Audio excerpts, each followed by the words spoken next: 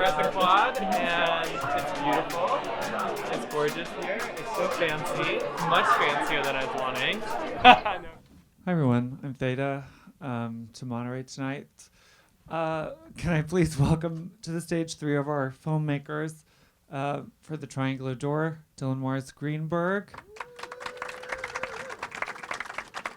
For Even God, Liz Roberts. I'm not Liz Roberts, I'm Dylan. Oh. And for GANGBANG, Christian Meola. Come on up, have a seat. I'll wait for everyone. Hi, everyone.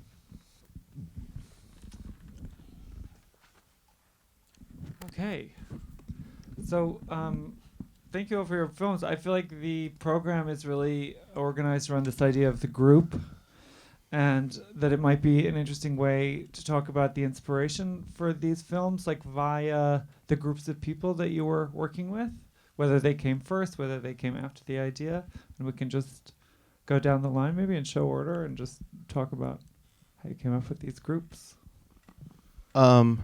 So, like the main shoot that we did in the park, which was probably takes up about 80% of the movie, was for the most part like an open call, so anyone who wanted to show up could. And then I had the dialogue written out, but without it being assigned to a specific character. And then I assigned it to everyone who came just based on who was there. And did they end up dubbing their own voices afterward? Yeah, we actually did all of the dubbing on site. Oh, wow. Yeah, so we recorded all of the dialogue on my phone and then dubbed it in. Liz, can we talk about? Yeah.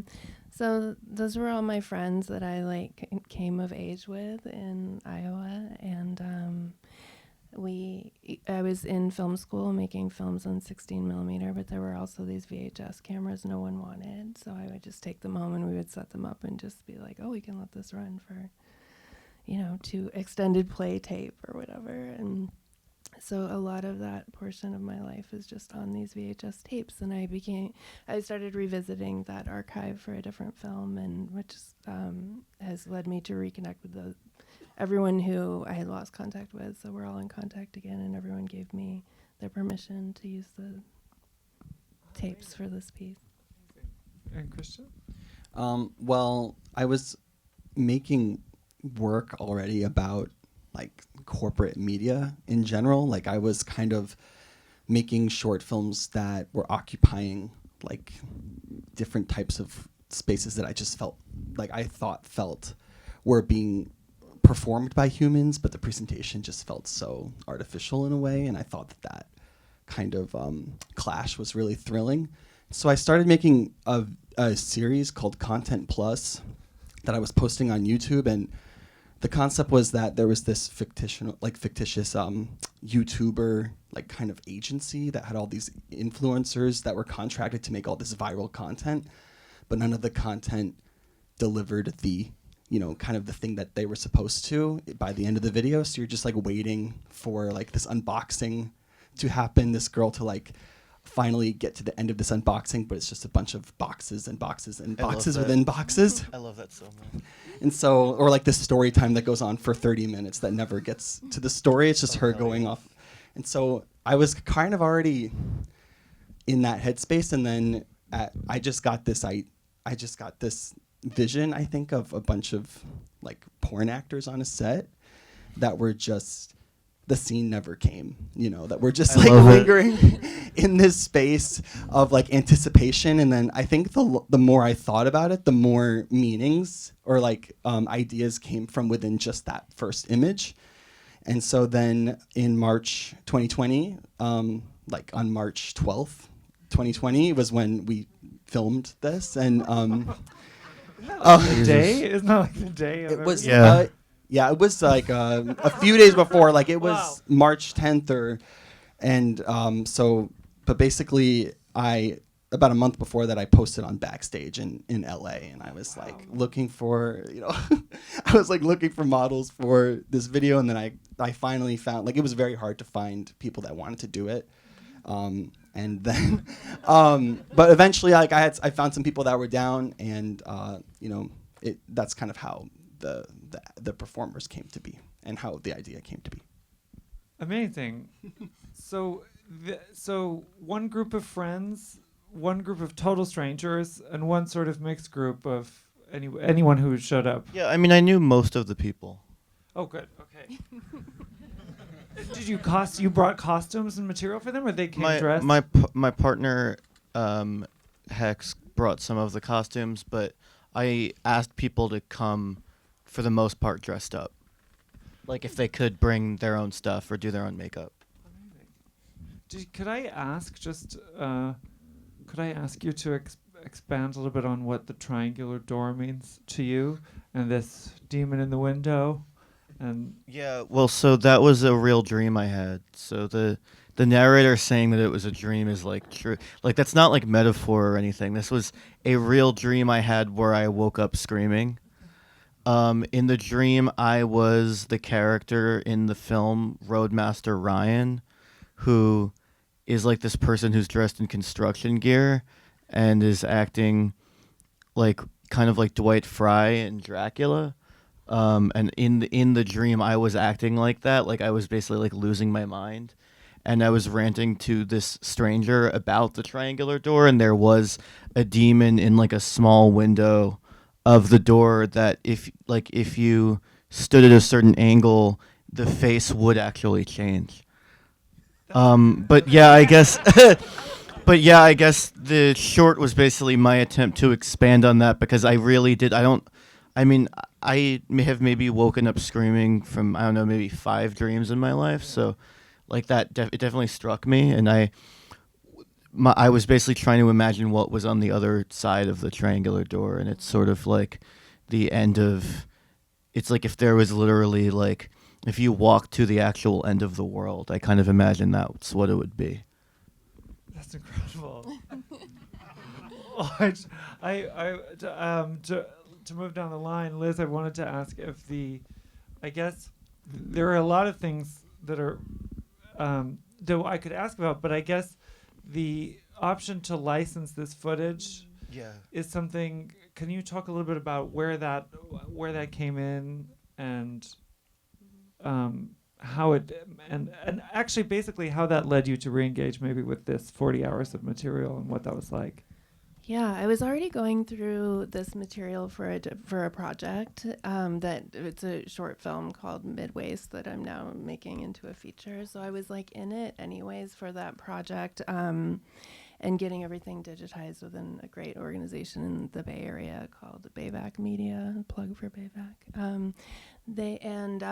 But I was in a fellowship to like develop this short into a feature, and through that I was put into like a documentary market thing, right? With like and so I met someone who was an exec at a production company in LA who usually does like celebrity and true crime documentaries, more their thing. So I wasn't sure why they were interested in my little like personal doc about, it's just, it's about more than just us hanging out in my apartment. It's about a lot of other things.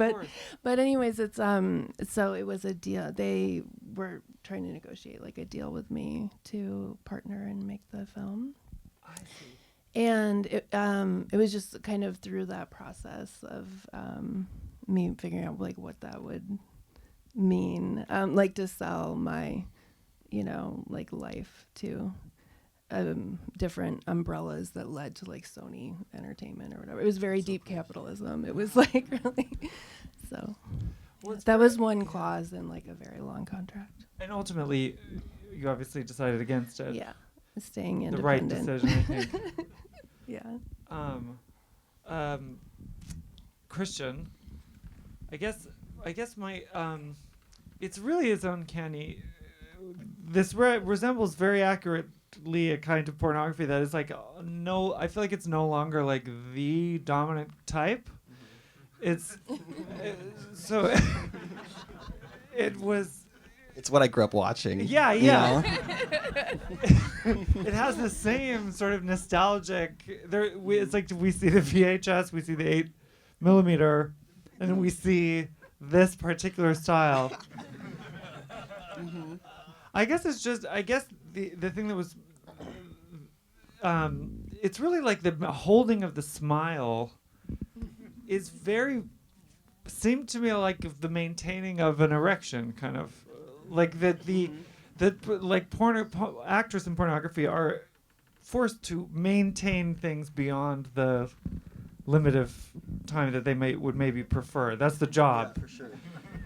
And just by reducing it to the smile, you I don't know these. I don't want to editorialize. I just wanted to. I guess could you talk a little bit about the kind of pastiche of the pornography that you're emulating?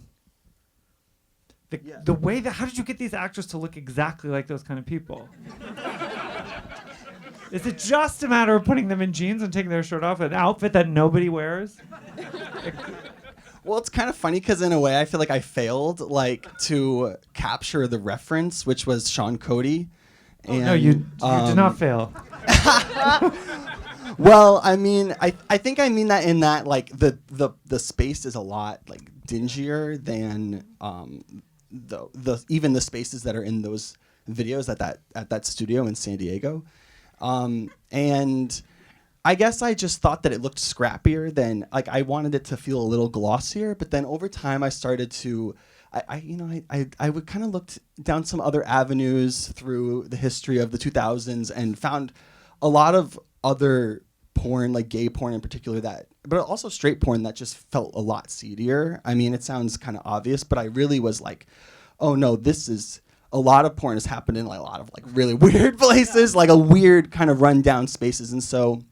I guess I just kind of leaned into that. But I think for me, there's like, I think what's kind of been interesting about the film is that I never really thought, actually, when I was making it, that it was funny.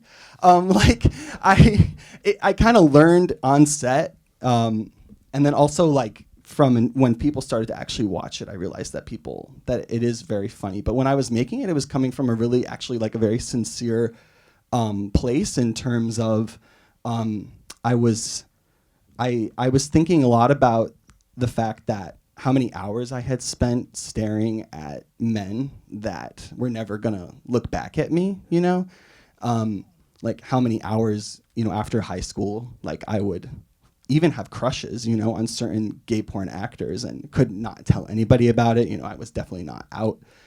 And how much I had kind of loved them in my own way, but how like there was always, no matter what, inevitably going to be that screen between us.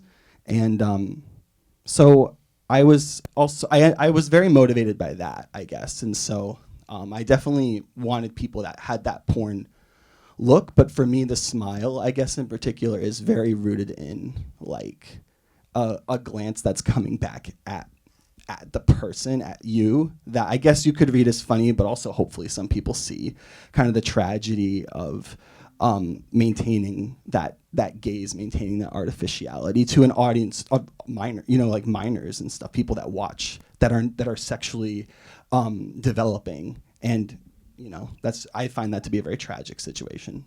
Absolutely. Could you comment at all about the reverse sequencing, something that's never happened in pornography as far as I can tell, of going from shirtless to fully clothed to the all in suits? Yeah. Well, there were supposed to be other like sets, there were like we rented this space that had a bunch of standing sets. So there was like a classroom, and then there was an office, and there was a bunch of stuff, and we were we just ran out of time. Like I just got kind of caught up in the bedroom space and like was just kind of vibing, and then I was like, oh well, we ran out of time. And but I liked the idea actually that it is a tease, I think, to this continuing. Like you think that it's gonna keep going in other things, and it doesn't. So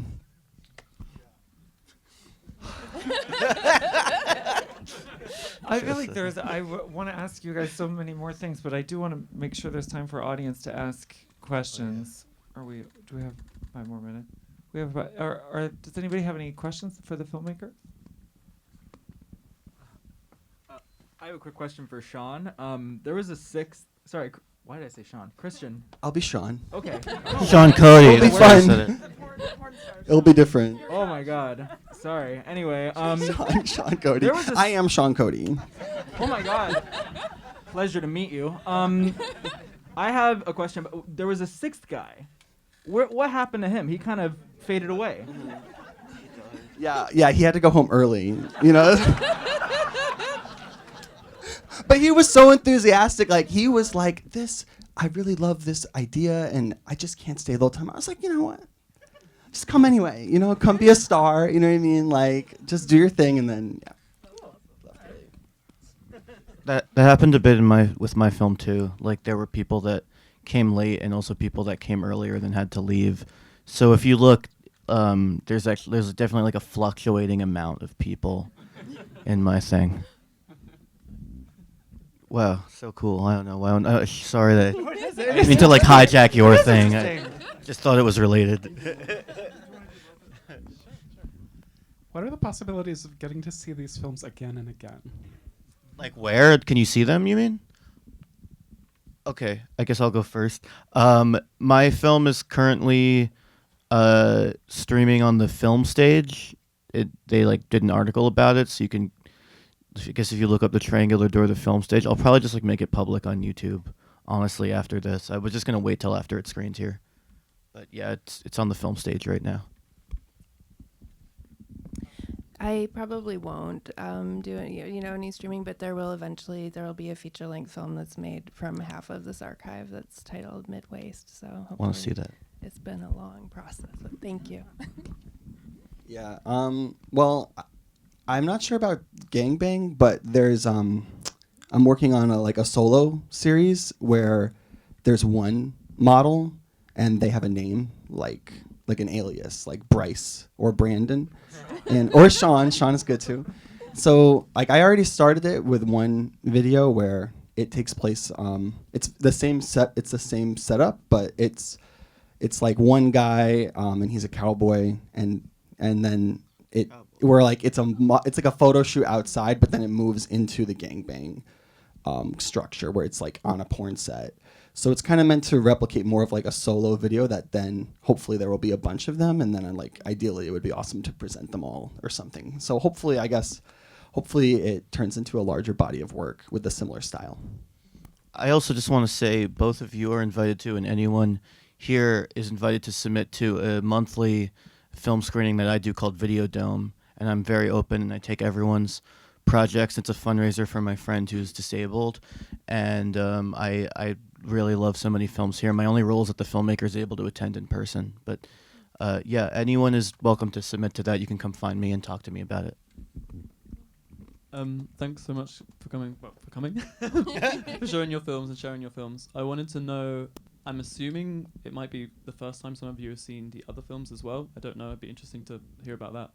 But was there anything that you gained from watching your own film alongside these other films? Anything that kind of struck you or stood out to you about how they've kind of been presented together?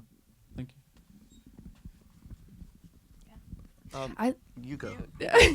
I really loved this program. I loved the way this program was put together, and it was really great to see it in this context. I've shown this video quite a bit this year, and in very different places, and some like really pull out like the critique of it or the politics of it, and some pull out like the sex and drugs of it. It's like it just kind of depends on like what it gets programmed with, which is really cool. And I just thought this was an amazing program, and I love the focus on like group and community theme.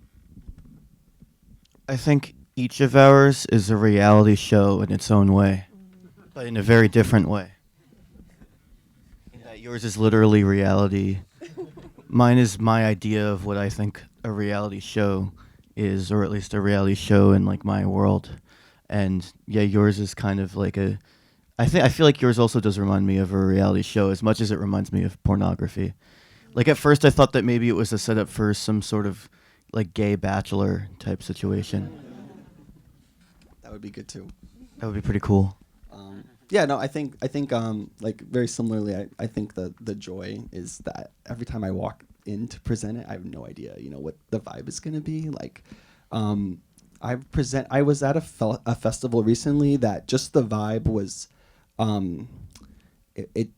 there were a lot of straight guys, and they were like dying laughing. Like I made it very much in mind that this would be like a very queer film for like queer spaces, like queer discourse. And I've been really happy that like it, that it feels like people are able to watch it and get like, anybody is getting a reaction out of anybody, pretty much some reaction. So I'm very happy about that, and always surprised at that kind of the tone in the room. And very similarly, like some people, it's more of like an intellectual conversation. And other people are just like, that just made me laugh. That just made me laugh. And I'm like, all right, So They may have those straight guys might have recognized some of those setups.